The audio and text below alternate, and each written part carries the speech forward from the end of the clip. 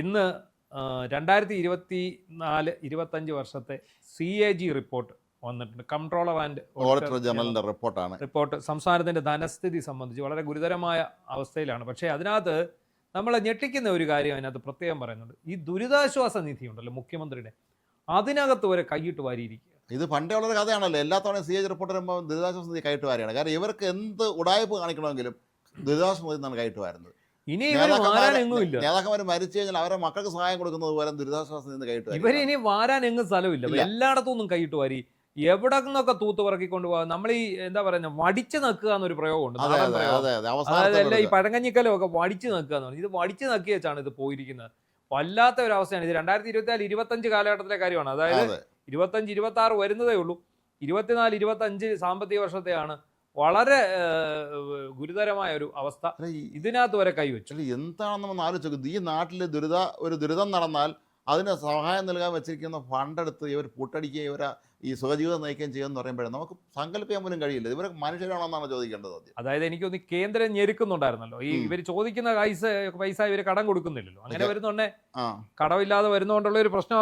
അപ്പം വേറെ മേടിക്കാവുന്ന സ്ഥലമില്ലാത്തതുകൊണ്ട്, ഈ സമയമില്ലാത്തതുകൊണ്ട് ഇവിടുന്ന് അങ്ങ് മേടിക്കാവുന്നിടത്തുനിന്ന് എല്ലാം മേടിച്ചു. നമുക്കറിയാം വാട്ടർ അതോറിറ്റിക്ക് നവാദ് കൊടുത്ത 6000 രൂപയും 4000 രൂപയെ വാട്ടർ അതോറിറ്റിക്ക് കൊടുത്തുള്ളൂ. ബാക്കി 2000 രൂപ ഇവർ അടിച്ചു മാറ്റി. 4000 കോടി 6000 കോടി ഫസ്റ്റ് ഗഡു വന്നു. അതിൽ 4000 കോടിയെ അവർക്ക് കൊടുത്തുള്ളൂ. അത് പലപ്പോഴായിട്ട്. എന്നിട്ട് 2000 കോടി ഇവർ അടിച്ചു മാറ്റി. ബാക്കി 4000 ഇട്ടിട്ട് അവിടെ കിടപ്പുണ്ടെന്നാണ് ഞങ്ങൾ ബാക്കി മിച്ച ബഡ്ജറ്റ് അതാണെന്നാണ് പറഞ്ഞിരിക്കുന്നത്. ഇതിപ്പോൾ ഈ CAGയുടെ കണക്ക് നമ്മൾ പരിശോധിക്കുമ്പോൾ നമുക്ക് മനസ്സിലാവുന്നത്, അതായത് 262 കോടി രൂപയാണ് ദുരിതാശ്വാസ നിധിയിൽ നിന്ന് ക്രമരഹിതമായിട്ട് എടുത്തിട്ടുള്ളത്, മാറ്റിയിരിക്കുന്നത്. പിന്നെ അതുപോലെ കിഫ്ബിയും പെൻഷൻ കമ്പനിയും വൻ ബാധ്യത സർക്കാരിന്, എടുത്തിട്ട് തീർപ്പാക്കാത്ത ബാധ്യത മാത്രം 3511 കോടി. റവന്യൂ വരുമാനത്തിൻ്റെ 80% ചെലവഴിക്കുന്നത് ശമ്പളം, പെൻഷൻ തുടങ്ങി മറ്റ് ആനുകൂല്യങ്ങൾക്ക്. എങ്ങനെയുണ്ട്? അതായത് 262 കോടി രൂപയാണ് ഈ മുഖ്യമന്ത്രിയുടെ ദുരിതാശ്വാസ നിധി. ഇത് നാട്ടുകാർ കൊടുക്കുന്ന പൈസ. നമ്മൾ പല കാര്യങ്ങളും വാങ്ങുമ്പോൾ നമ്മൾ ഗവൺമെന്റ് ഒരു പണം അടയ്ക്കുമ്പോൾ അതിനെല്ലാം ഈടാക്കുന്നൊരു തുകയാണ്. പിന്നെ അതുകൂടാതെ ഓരോ പ്രളയം വരുമ്പം നിങ്ങൾ ദുരിതാശ്വാസ നിധിയിലേക്ക് ഇടൂ, നിങ്ങൾ ദുരിതാശ്വാസ നിധി വിറ്റ പൈസ കൊണ്ടുവന്ന ഒരു കഥയൊക്കെ പറയാം. അതെ അതെ അതെ. ഇതിനെതിരെ പറഞ്ഞതിനാണ് നമ്മുടെ ചീഫ് എഡിറ്റർക്കും നമ്മുടെ ആ സിനിമാ നടൻ കൊട്ടാരക്കരക്കാരൻ പയ്യനുണ്ടല്ലോ അഖിൽ മാരാർക്കെതിരെ കേസെടുത്തത്. അഖിൽ മാരാർ എന്ന് പറഞ്ഞു, ഒരു കാരണവശാലും 5 പൈസ പോലും നിങ്ങൾ ദുരിതാശ്വാസ നിധിയിൽ ഇടരുത്, ഇവന്മാർക്ക് പുട്ടടിക്കാൻ കൊടുക്കരുത് എന്ന് പറഞ്ഞു. ഇത് തന്നെയാണ് നമ്മുടെ ചീഫ് എഡിറ്ററും പറഞ്ഞത്. അതൊക്കെ പറഞ്ഞതിനാണ് ഇവർക്കെല്ലാം എതിരെ അന്ന് ഇവിടെ കേസെടുത്ത്. എന്തുവാ ദുരന്ത നിവാരണ നിയമപ്രകാരമാണ് കേസെടുത്തത്. ഒന്ന് ആലോചിച്ചോണം. ഇത് നിങ്ങൾ ഈ കൊള്ളയടിക്കാൻ ഇവർക്ക് പൈസ ഇട്ട് കൊടുക്കരുതെന്ന് പറഞ്ഞതിനാണ്. അതുപോലെ ഈ ഇവരുടെ ശമ്പളം പിടിച്ചത് ഇതിനകത്തോട്ടല്ലേ ഇട്ടത്. സർക്കാർ ജീവനക്കാരുടെ ശമ്പളം പിടിക്കുന്നു മുഖ്യമന്ത്രിയുടെ ദുരിതാശ്വാസ നിധിയിലേക്ക് വൈകുന്നേരം വന്നിരുന്ന് ആഹ്വാനം നടത്തിയല്ലേ, അതെ നിങ്ങൾ പൈസ ഇടൂ എന്ന് പറഞ്ഞു. അപ്പം ഇന്ന് ഓഫ് ബജറ്റ് കടമെടുപ്പ് വലിയ ബാധ്യതയാണ് എന്നാണ് CAG. അതായത് ബജറ്റിൽ പറയാത്ത കാര്യങ്ങൾക്കെല്ലാം ഇവർ കടമെടുത്തിരിക്കുകയാണ്. ഈ നേരത്തെ ബജറ്റ് എന്ന് പറഞ്ഞാൽ എന്താ? ബജറ്റ് വരാൻ പോകുന്ന ചെലവുകളുടെ ഒരു ഏകദേശ ധാരണ പത്രമാണ് ഈ ബജറ്റ് എന്ന് പറയുന്നത്. നമുക്ക് എന്തൊക്കെ വരവുണ്ട്, എന്തൊക്കെ ചെലവുണ്ട് എന്ന് പറയുന്നതാണ്.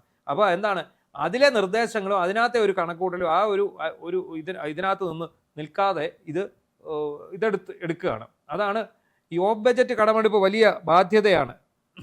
അല്ല, ഞാൻ ചോദിക്കട്ടെ, ഈ വലിയ സാമ്പത്തിക വിദഗ്ധന്മാരുടെ നീണ്ട നിര ഇവർക്ക് ഉണ്ടായിരുന്നു. അവരെല്ലാവരും കൂടെ ചേർന്ന് സ്റ്റേറ്റ് പ്ലാനിംഗ് ബോർഡിൽ നിന്ന് ബുദ്ധിജീവികളാണ്, സാമ്പത്തിക ബുദ്ധിജീവികൾ. കയറുവിരി ഒരു വശത്തുണ്ട്. ഇത്രയും ഒരു വലിയ സംഘം ഡോക്ടർ കെ നഹല അല്ലെങ്കിൽ പല പ്രഗത്ഭന്മാരുണ്ട്. എന്നിട്ടും അവരെല്ലാം കൂടെ ചേർന്ന് ഉപദേശിച്ചാണോ ഇത്രയും വലിയ കൊള്ള നടത്തിയെന്നുള്ള സ്വാഭാവികം നമ്മൾ സംശയിക്കും. നമുക്ക് സംസ്ഥാനത്ത് കിഫ്ബിയും പെൻഷൻ കമ്പനിയും വൻ ബാധ്യതയാണെന്നാണ് പറയുന്നത്. കിഫ്ബി നമുക്കറിയാം എന്താണ്, മൊത്തം പൈസ സമാഹരിക്കുക. എവിടെ നിന്നൊക്കെ എടുക്കുക? ന്യൂജൻ ബാങ്കുകളിൽ നിന്ന് വരെയാണ് എടുത്തിരിക്കുന്നത്. എടുത്തിട്ട് ഈ കടം ആര് വീട്ടണം? കടം സർക്കാരിൻ്റെ പൊതുക്കടമായിട്ട് മാറുന്നു.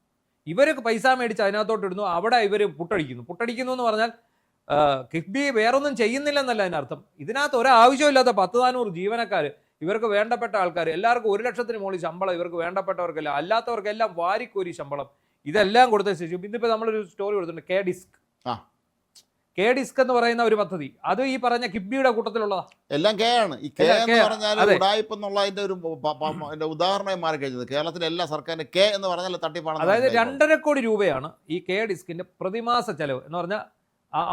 മെമ്പർ സെക്രട്ടറി അടക്കം 58 സ്റ്റാഫ് ഉണ്ട്, പ്ലാറ്റ്ഫോം ടീം എന്ന് പറഞ്ഞിട്ട് അവർക്കെല്ലാം കൊണ്ട് 2.5 കോടി രൂപയാണ് ഇതിന്റെ പ്രതിമാസ ചെലവ്. ഇവര് ഈ ജോലി ചെയ്ത് നമുക്ക് ഇങ്ങോട്ട് കിട്ടുന്ന വരുമാനം വട്ടപൂജ്യമായിരിക്കും. അല്ല, അതെ നിങ്ങൾ ആലോചിച്ച് നോക്കണം. നോളജ് വില്ലേജ് എന്നും പറഞ്ഞ് ഒരു പരിപാടി ഉണ്ടായിരുന്നു. അപ്പോൾ ഇവർ ഇത് കഴിഞ്ഞിട്ട് ഇപ്പോൾ ഈ പിന്നെ ഇവരുടെ ഈ തൊഴിൽ മേള സംഘടിപ്പിക്കും. തൊഴിൽ മേള തൃശ്ശൂർ സംഘടിപ്പിക്കും. തൊഴിൽ മേള ജോബ് ഫെയർ. അപ്പോൾ 56 കോടി രൂപ ചെലവിട്ടു തൃശ്ശൂർ ഒരു തൊഴിൽ 56 ലക്ഷം രൂപ ചെലവിട്ടു തൃശ്ശൂർ നടത്തിയത്. 4 പേർക്കാണ് തൊഴിൽ കിട്ടിയത്. Very good. 4 പേർക്ക് ജോലി കിട്ടി. 4 പേർക്ക് ജോലി. 56 ലക്ഷം രൂപ ചെലവും 4 പേർക്ക് ജോലി. തൊഴിൽ ഫെയർ. അത് വിജ്ഞാന കേരളം എന്ന് പറഞ്ഞത് ഇയാളാണ് ഇതിന്റെ പിന്നിലും. നമ്മുടെ കയറുവിരിയ.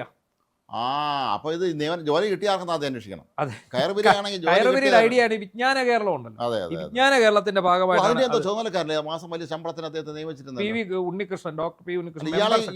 നമ്മുടെ ശാസ്ത്രജ്ഞനെ എന്തോ ഒരു അതുണ്ടായിരുന്നു തോന്നുന്നു. അത് എന്താണെങ്കിൽ ഇതിന്റെ മെമ്പർ, കെ ഡിസ്കിന്റെ മെമ്പർ സെക്രട്ടറി എന്ന് പറയുന്നത് ഇങ്ങേരായിരുന്നു. അയാൾ രാജിവെച്ചു. പിന്നെ സർക്കാർ മാറിയതിന്റെ പിറ്റേന്ന് ചാടി രക്ഷപ്പെട്ടു. ചെയർമാനായിട്ടുള്ള എബ്രഹാം എടുത്ത് ചാടി രക്ഷപ്പെട്ടു. അതിന്റെ പുറകെ ഇതിന്റെ മെമ്പർ സെക്രട്ടറി ആയിട്ടുള്ള അദ്ദേഹം രാജിവെക്കുകയും ചെയ്തു. ഇപ്പൊ നോക്കിക്കേ, ഇവർ രണ്ടുപേരും കൂടെ ചേർന്ന് ഓഫ് ബജറ്റ് കടമെടുപ്പ് വലിയ ബാധ്യതയാണെന്ന്, അതായത് ഓഫ് ബജറ്റ് കടബാധ്യത 39,239 കോടി രൂപയാണ്. അതിൽ കടമെടുപ്പ് തുടരുകയാണെന്നും തീർപ്പാക്കാത്ത ബാധ്യത 3,511 കോടി ഉണ്ടെന്നുമാണ് CAG വ്യക്തമാക്കുന്നത്. അല്ല, ഇവരിത് ശരിക്കും പറഞ്ഞാൽ ഇത് സർക്കാരായിരുന്നോ കൊള്ളസംഘമായിരുന്നോ നമ്മൾ സംശയിക്കേണ്ടത്. ഈ മനുഷ്യൻ ഇത്രയും രീതിയിൽ ഇവർ ഊറ്റിക്കൊണ്ട് പോകുക എന്ന് പറഞ്ഞാൽ എവിടെ നിന്നല്ല എന്തെല്ലാം കാണിക്കാൻ പറ്റുമോ അതെല്ലാം ഇവർ ചെയ്തിട്ടുണ്ടെന്നുള്ളതാണ് മനസ്സിലാക്കേണ്ടത്. 262.06 കോടി രൂപ ദുരിതാശ്വാസ നിധിയിൽ നിന്ന് സഞ്ചിത നിധിയിലേക്ക് ക്രമരഹിതമായി മാറ്റി.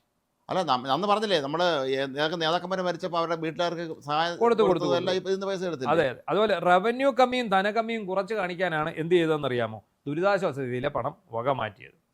മുൻ സർക്കാരിന് ധനമാനേജ്മെന്റും പാളിച്ചിട്ടുണ്ട്. ആഭ്യന്തര ഉൽപ്പാദനം 9.30% നിന്ന് 9.97% വർദ്ധിച്ചിട്ടുണ്ട്. റവന്യൂ വരവിൽ 0.30%, അതായത് നിസാരം 0.30% അതിന്റെ വളർച്ചയാണ് ഉണ്ടായിരിക്കുന്നത്. എന്താണ്? കേന്ദ്ര സഹായത്തിൽ 42% കുറവുണ്ട്. ഈ കൈയിട്ട് വാരിയന്റെ ഒക്കെ ഒരു ലക്ഷ്യം മനസ്സിലായില്ലേ? കേന്ദ്ര സഹായത്തിൽ 42% അത് ചോദിക്കും. ചെലവിനത്തിൽ 8.97% വർധനവ്. അതുപോലെ റവന്യൂ ചെലവിൻ്റെ 64.40% വരവിൻ്റെ 80% ശമ്പളമടക്കമുള്ള ആനുകൂല്യങ്ങൾക്കായി മാറ്റിവെച്ചിരിക്കുന്നു എന്നുള്ളതാണ് പിന്നീട് പറയുന്നത്. ഒന്ന് ആലോചിച്ച് നോക്കിയേ. നമുക്കറിയാം നമ്മുടെ സംസ്ഥാനത്ത് വളരെയധികം സാമ്പത്തിക പ്രതിസന്ധിയാണ്. ഈ സാമ്പത്തിക പ്രതിസന്ധി നിലനിൽക്കുമ്പോഴാണ് പിൻവാതിൽ നിയമനങ്ങൾ, ധൂർത്ത് യാത്ര, നവകേരള സർവേ, അല്ലേ? ഇപ്പൊ നമ്മളിത് പറഞ്ഞോളൂ, 20 കോടി രൂപ ലോക കേരള സഭ, ഇങ്ങനെ എല്ലാത്തിനും കോടികൾക്കൊന്നും ഒരു ഇതുമില്ല. അങ്ങ് അതാണ് ചെലവങ്ങ് പോവാണ്. ചെലവ് നിലത്തൊടാതെ ചെലവ് പോവുകയാണ്. വരവെന്ന് പറയുന്നത് വട്ടപൂജ്യം. വകതിരിവ് വട്ടപൂജ്യം എന്ന് പറഞ്ഞിട്ട് വരവ് വട്ടപൂജ്യം. എന്തായാലും ഇത് വളരെ അതിവിചിത്രവും നമ്മളെ ഞെട്ടിപ്പിക്കുന്ന ഒരു കണക്കാണ് ഈ പുറത്തു വന്നിട്ടുള്ളത്. ഇത് മിക്കവാറും ഇത് ഈ CAG ചീത്ത വിളിച്ചുണ്ടാക്കി നാളെ മിക്കവാറും സാക്കന്മാരെ CAG BJP ആണെന്നോ ഒക്കെ കഴിഞ്ഞ തവണ എന്തായാലും CAG റിപ്പോർട്ട് വന്നപ്പോൾ ഭയങ്കര പ്രശ്നമായിരുന്നു. കേന്ദ്ര സർക്കാരിന്റെ ഉദ്യോഗസ്ഥനാണ് അയാൾ അത് മനഃപൂർവ്വം രാഷ്ട്രീയ പകതീർക്കാണെന്നൊക്കെ പറഞ്ഞിരുന്നു. ഇനി അത് തന്നെ പറയും, ഉറപ്പാണ്. എന്താണെങ്കിലും നമുക്ക് പിന്നെ ഏകദേശ ധാരണയുണ്ട്. ഈ അതിനൊക്കെ രസം എന്താണ്, ഈ ഭരണം മാറുമ്പോൾ പറഞ്ഞ 6,200 കോടി രൂപ ഖജനാവിലുണ്ടായിരുന്നു എന്നാണ് പറയുന്നത്. ഇപ്പോഴും അങ്ങനെയാണ് പറയുന്നത്. എന്നിട്ട് ബജറ്റ് അവതരിപ്പിച്ചപ്പോൾ എന്താ പറഞ്ഞത്? 6,000 കോടി രൂപ 5,290 കോടി രൂപ ഖജനാവിലുണ്ടായിരുന്നു. ഈ ഖജനാവിലുണ്ടായിരുന്നു എന്ന് ബജറ്റ് പറയുമ്പോഴാണ് ഇവർ പറയുന്നത്, കണ്ടോ ഞങ്ങൾ മിച്ചം വെച്ചിട്ടാണ് പോയത്. അന്നേരമാണ് സതീശൻ ചോദിച്ചത്, നിങ്ങളെ കയ്യിൽ പൈസയുണ്ട്, പക്ഷെ നിങ്ങൾ എത്ര പേർക്ക് കൊടുത്തിട്ട് പോയി? എല്ലാവർക്കും പെൻഡിങ്ങിൽ വെച്ചിട്ട് പോയതാണല്ലോ, അങ്ങനെ ഇതൊക്കെ കൊടുത്താൽ മതിയായിരുന്നു. എങ്ങനെയുണ്ട്? അതുപോലെ തന്നെ കഴിഞ്ഞ തവണത്തെ എല്ലാം അടുത്ത സർക്കാരിന്റെ കാലത്ത് കൊടുക്കും എന്നാണ് പറഞ്ഞ ആവശ്യം. ഭരണം കിട്ടുമെന്നല്ലേ കരുതിയിരുന്നത്, അങ്ങനെ സംഭവിച്ചു ഒന്നുമല്ല. ഇവർക്ക് ഭരണം കിട്ടിയാലും കിട്ടിയില്ലെങ്കിലും ഇത് അടുത്ത സർക്കാരിന്റെ ഇത് കിട്ടുന്ന ഉടനെ എങ്ങനെയും മോഷ്ടിച്ച് ആണെങ്കിലും കള്ളത്തരം പറഞ്ഞാൽ അതിന് കൊണ്ടുപോകാം എന്നുള്ളതാണ്. എന്താണെങ്കിലും സംഗതി വളരെയധികം ഗുരുതരമായിട്ടുള്ള സാമ്പത്തിക പ്രതിസന്ധിയാണ്. ആ ദുരിതാശ്വാസ നിധിയിലെ തുക വരെ വക മാറ്റി അതിൽ നിന്ന് രക്ഷപ്പെടാനുള്ള ഒരു നീക്കം നടത്തുകയാണ് ഉണ്ടായിട്ടുള്ളത്.